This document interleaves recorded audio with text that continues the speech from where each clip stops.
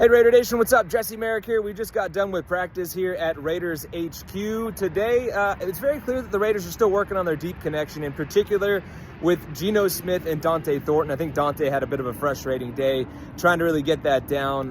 He did have one really good deep ball catch on a fade when they were in a drill working that in one-on-ones, but I just think overall, still kind of working on the route running in that sense. It's very clear that obviously Trey Tucker and Jacoby, those guys are ahead of him in terms of how they run those deep balls and the connection that they have with Geno. So again, still a work in progress on that front.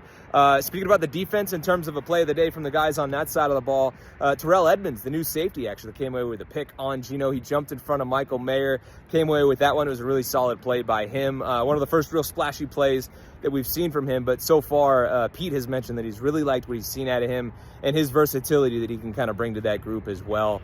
Also, play of the day was from Trey Tucker in those one-on-one situations. They were doing deep balls, only running fades, in one-on-ones today. And he was just such a tough cover, especially off the line. Real quick and shifty, and was so fast to stack the corners and then just hit the boosters and take off downfield. On one of them against Stokes, he was running, had him beat. The ball was a little bit behind him, made a diving catch over the top to be able to come down with it. It was really a heck of a play.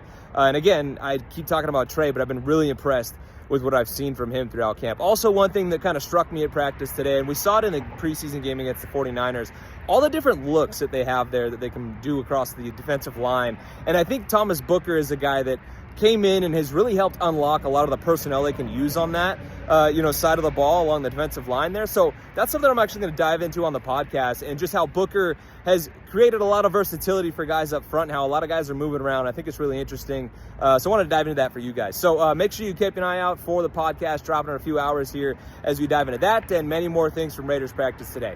Catch you later.